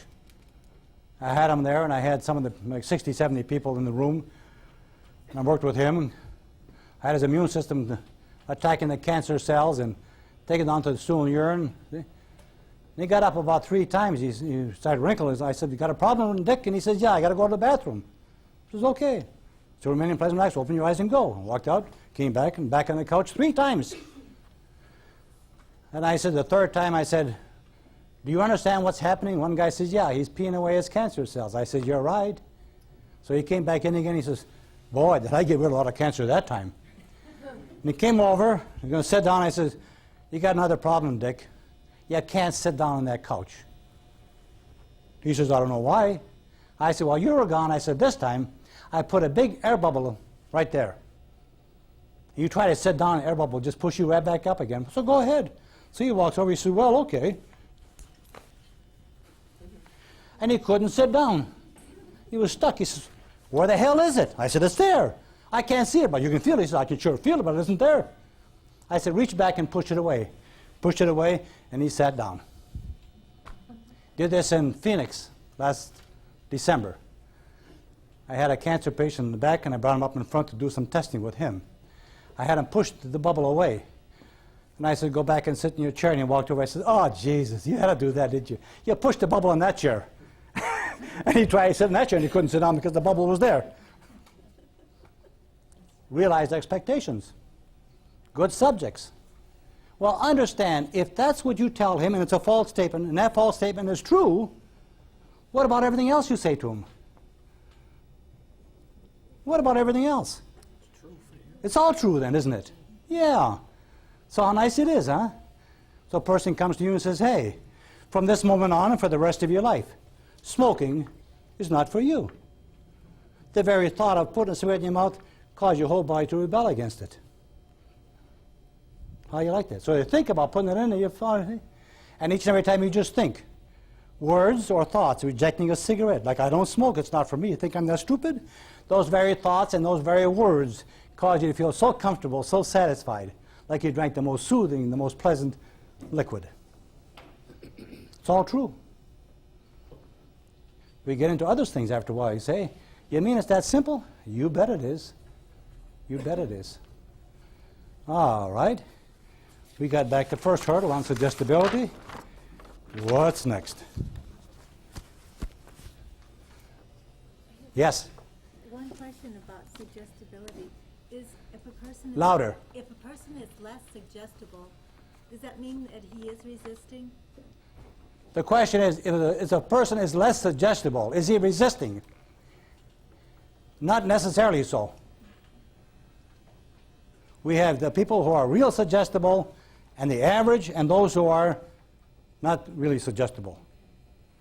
People who use a lot of their minds to do reasoning. Bookkeepers. They're trying to figure out how to make all these things work. Okay, no. If they begin to be analyzing all these things and figuring all these things out, and you give them a suggestion, they say, wait a while, I got to think about that first. They're not very suggestible. So you have to do another deepening technique. You got to do some more imagery. But they'll all get there eventually. Some take a little bit, something. I was at a bowling alley several years ago, before I got my legs all screwed out of shape. And this guy came in from Boston. Boston College, he was here. His name is Brian. He came to the bowling alley to visit somebody I was bowling with. And he said, "You're the hypnotist." I said, "Yeah." He said, "Can you hypnotize me?" I said, "Sure." "You're in the bowling alley?" I said, "Yeah, why not?" 32 lanes going. Lots of racket. He said, "How long will it take?" I said, "Brian," I said, "if you're a good subject, it'll take me 8 seconds. If you're the difficult, it'll take me about 30 seconds. But if you're the impossible," I said, "it'll take me a whole minute." What did I do with him? Suggestions. You're right. I got him to realize expectations. If he's difficult, it'll take a whole minute. What's this guy talking about? And I went to go ahead and did it. In 8 seconds, he was gone. Then I said, "Brian, you got a problem, because you can't walk over to that table." And he couldn't move. Did a lot of silly things with him. All right.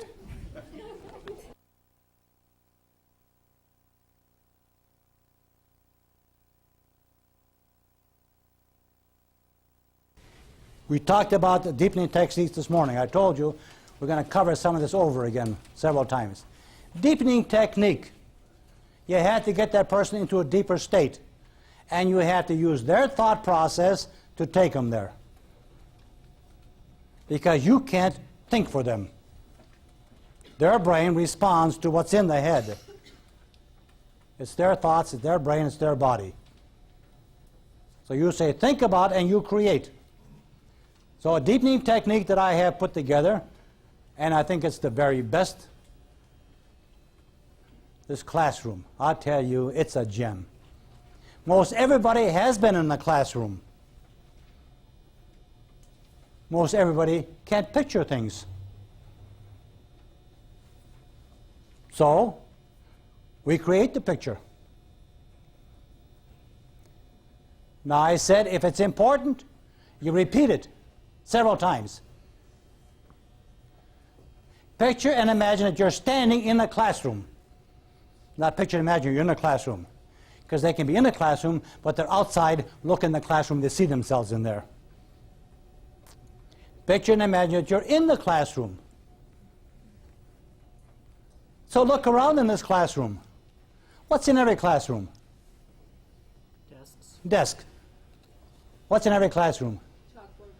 Chalkboard, black. What's in every classroom? Books. Okay, what's in every classroom? Decoration. What's in every classroom? Windows. Windows. What's in every classroom? Anything. Pardon? Floor. A floor. Yeah. Walls. What's on the walls in most classrooms? Pardon? Maps. Maps. What else? Pictures. Drawing. Students work. They tack up decorations. Maybe a flag. Maybe a globe. Clock. So picture and imagine you're standing in the classroom. And as you stand in the classroom, look around. And you just maybe, see the chairs that the students sit in. So I give them a couple of selections. I don't know what they're thinking about, so I give them some options. And let me tell you something. Most people, when they picture a classroom, they picture a classroom that they attended when they were kids. The combination desk and chair. So I say, desk and chair. Maybe an armchair, plain old chair. And one young lady shook her head. I said, "What kind of chairs are you sitting in?" She says, "They're a nice old chair." She said, "Around the table." Okay. It's okay with me. I didn't care. You remember her? That was your daughter. She didn't remember that, see? So they all have different pictures. So if they say, no, well, what's in your classroom? Every classroom has a chalkboard or a blackboard. That's the only thing important in this classroom. That's all. You forget about everything else, but we've got to paint a picture first. And what did I say? Most classrooms have a teacher's desk. I didn't say there's one there, because I'm not in their classroom yet. Some classrooms have windows. Phoenix, we don't have much windows in classrooms. Too hot. 115. And on the walls, Hey, you might find some posters, some pictures, maybe a map, decorations, students' work. I don't know what there is, but I see I'm building a picture. So I give the Polaroid a chance to develop. Picture and imagine you're in a classroom, and look around, you may see the chair that the students sit in. Hey, usually they come in rows. All of a sudden, they're in rows. Most classrooms have a teacher's desk. Some classrooms have windows. And you wait, and on the walls, you might find some posters, pictures, decorations, students' work. And then there's this nice blackboard. Where is the blackboard? Frankly, I don't care. I don't tell them where the desk is, where the chairs are. When the picture of the blackboard is reasonably clear, just nod your head, yes, I have this picture. Because you have to know, are they thinking along your lines? You have to know, are they doing what you ask them? You got to ask them. You got to talk to them. Okay? So what's important is the blackboard. Fine. Walk up to the blackboard. And you stand about a foot and a half from the blackboard, and you face the blackboard, and chances are, standing so close to the blackboard, facing the blackboard, all you can see is the blackboard. I got 6 of them already. So while you're standing facing the blackboard, looking at the blackboard, allow your eyes to drift down to the bottom of the blackboard 9 times. That blackboard got clearer and clearer and clearer. And there's a piece of chalk and eraser. With one hand, you pick up the chalk, and the other hand, the eraser. You don't say right hand and left hand, because you don't know what they're going to write with. And now you should have the chalk in one hand and the eraser in the other, and you're standing facing the blackboard. I got it in again. When you're standing there facing the blackboard, chalk in one hand and eraser in the other, just nod your head yes, and then nod the head yes. All right? So we got the whole picture put together. Now with the chalk you have in one hand, slowly and carefully and nice and easy, write the letter A on the blackboard. Got the blackboard in again. When you have the letter A on the blackboard, with the eraser you have in your other hand, very slowly and very carefully, erase the letter A from the blackboard. Sounds ridiculous, but it's necessary because we got a picture building together. When you have the letter A erased from the blackboard, nod your head yes. I have the letter A erased from the blackboard. Not it, A. Do the same thing with B and with C. So A and B and C is only setting up a program to write and erase, write and erase, write and erase. That's all. It's got nothing to do with the deepening technique. You just set them up to write and erase, slow and easy. Then when the C is all written and erased, you say, okay, now in a moment I'm going to have you continue with the rest of the alphabet. When I ask you to start, you're going to start with the letter D. But do me a favor, will you? Don't start until I ask you to. You see, I'm going to have you write the letter D slowly and very carefully. Then I'm going to ask you to erase the letter D slowly and carefully from the blackboard or chalkboard. And then I'm going to ask you to continue slowly writing and erasing the letters of the alphabet. Why? Why? Why?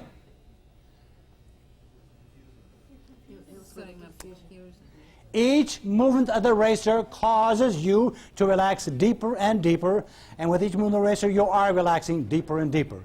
So this, by design, is what I'm getting them to go deeper. Movement of the eraser is by design what sends them deeper.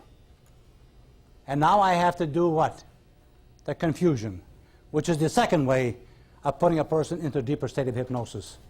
So now we're going to combine hypnosis, depth by design, and by stress. Did we get that? eraser movement is what sends them deeper. And now I said, okay, nice and easy. Go ahead and write the letter D, and then erase the letter D. Would you turn the air conditioner down a little bit? It's getting hot in here again. So you continue, write the letter D very slowly and very carefully, and then erase the letter D nice and easy. And you continue slowly writing and erasing the letters of the alphabet while I talk to you. Now you're going to mess them up. Now you have to keep on talking. You don't give any chance, any time for them to do on their own. As long as you're talking, they can't exercise that conscious awareness against you. So you're going to say, hey, you remember when you first became acquainted with the letters of the alphabet? Hey, some letters were simple, other letters were difficult, and there were some letters that were confusing. The easy ones could have been the O, the S, the X, or the T. And then there was a P and a Q twisted backwards. You might have had a problem with the D and the B, the M and the N, or the U, the V, and the W. Then when you tried to recite the alphabet, you came to a certain letter. And you couldn't remember the next succeeding letter. And the harder you tried, the more difficult it was. So you went back to A and B and C, hoping to pick them when you couldn't remember. And as you continue to erase, go ahead and erase away all the remaining letters of the alphabet. Hey, and they're tickled to quit. They're right? Yeah. They're ready to call the whole thing shoot, to quit. And they're saying at conscious level, I'm through with this. Let's get on with it. That's it. You pull the rug and you just drop them in a hole. All right. But as long as you keep talking, they can't think on their own. Yes? That was your purpose in, as you had her writing B and C, that was your purpose in starting to talk about the letter, the round, the flowery, you were filling space with words? No, not words. I'm using letters. Well, right, but as she was drawing the letter and erasing, you said, now draw a B. That's a... I didn't say that. She's writing the D and the E and the F. Earlier, yeah. You had to write an A and erase it.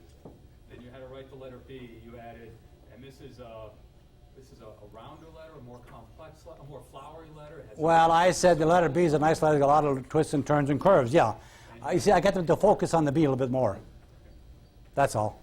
And the C is a simple letter, nothing to, very easy. Just to focus, get them on their attention. Then I get them over on the other end and I start to mess them up. All right. It's the same thing if I say, how about you, lady?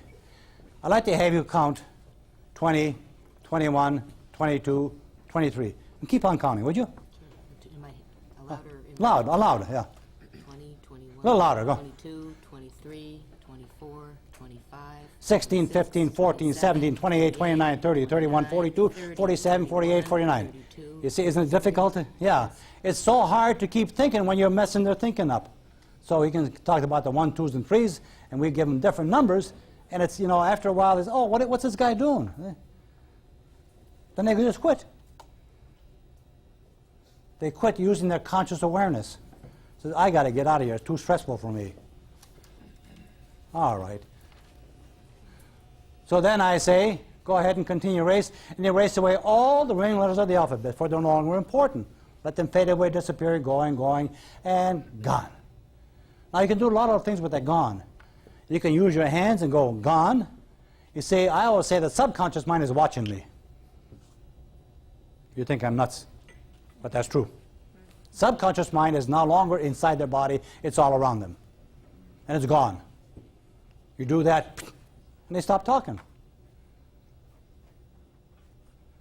Gone. They just quit. All right. In this classroom, you can do a lot of things. And I do a lot of things.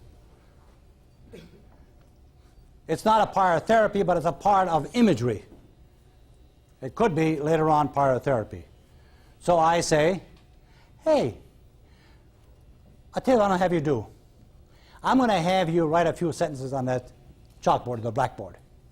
So over to the left and kind of high, the first sentence begins with a capital I. So you write a capital I. And the next word is am. That's A-M.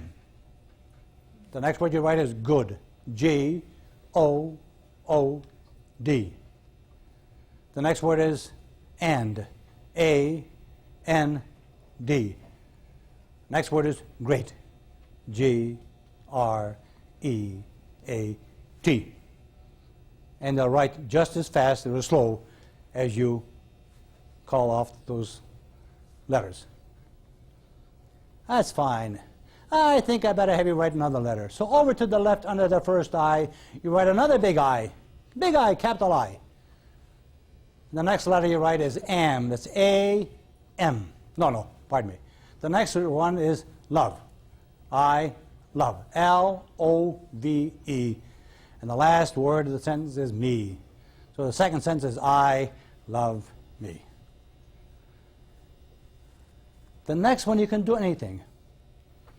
I enter elevators. I ride horses. I go into airplanes. I enjoy heights. You can address that last one to what the problem is. I don't smoke anymore, or I lose weight, or so forth. Or I put in there, I, under the two I's you put an I, write another I. The next one is can, C-A-N. Next word is do, you write D-O. And the last word is everything. S-E-V-E-R-Y-T-H-I-N-G.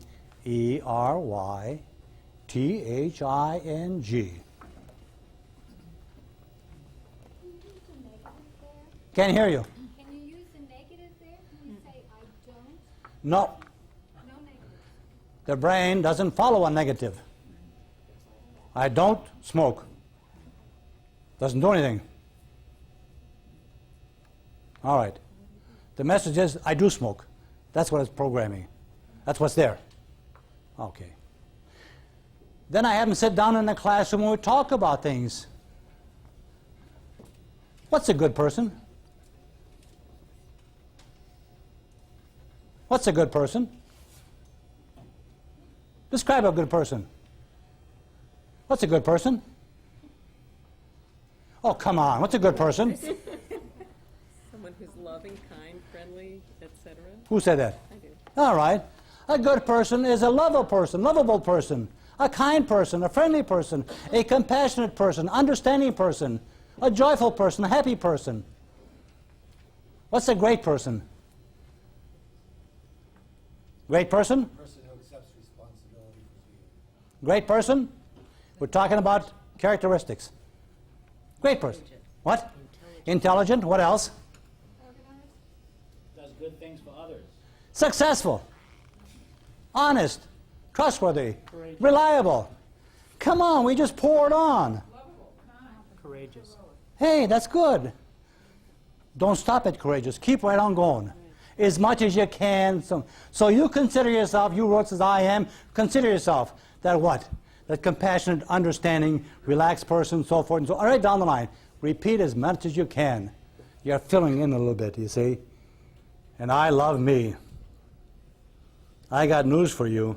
You better love who you are. That's right. You had the right to enjoy that body. You have the right to use it. It's all yours. That's the only one you're going to get. One to a customer. So you give that body of yours all the love, all the attention, and above all the respect that that body needs. That's what you do. You look after that body on the inside and the outside. And don't you ever let anybody harm that body. Not today, not tomorrow, not ever. And don't you ever harm that body. That's the only one you're going to get. Now they got them thinking, you know, what a jerk I've been all these years, see? That's it. And I can do everything. And I'm going to show you how you can get everything done. And we go that into the therapy. So you see that classroom can be used for a lot of things. Another deepening technique. Picture and imagine you're standing in an elevator. What's in an elevator? All right, what's in an elevator? Buttons. What kind of buttons? Do we have up and down buttons? What do these buttons do? Take you up or bring you down? They take you to the floor you select to go to. Is that right?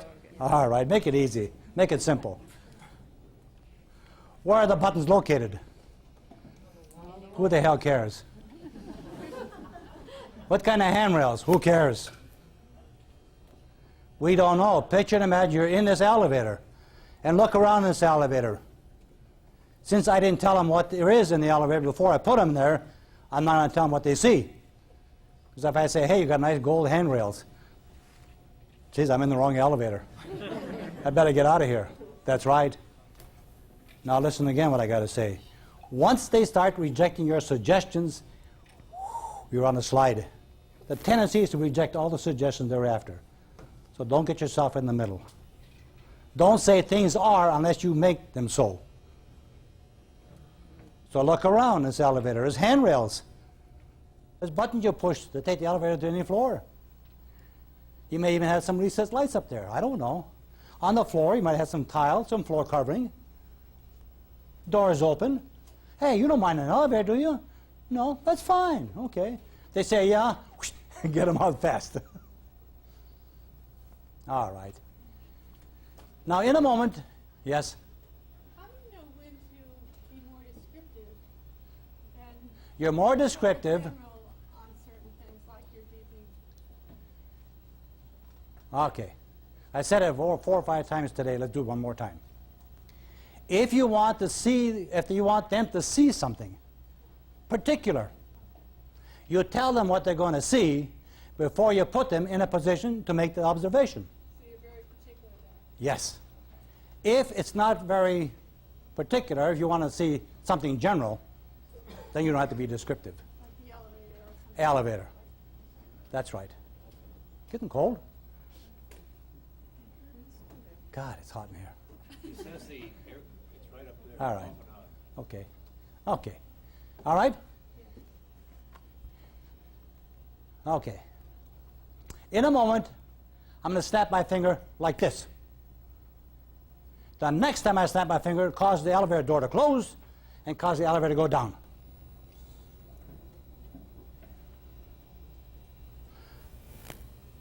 When you have doubled your relaxation, the elevator stops on floor A. You see, 1, 2, 3 up, A, B, C down. When the elevator stops on floor A, say A to let me know you're there. I will snap my finger again. I didn't do it. Didn't know the first time. Cause the elevator to continue down to floor B, and floor B is the second stop on the way to the basement of your relaxation. So when you have doubled your relaxation again, causes the elevator stop on floor B. When the elevator stops on floor B, say B to let me know you're there. Snap my fingers again for the third time, causing the elevator to go on to floor C. And floor C is the basement of your relaxation. The most comfortable, the most relaxed feeling that you're going to get. When the elevator reaches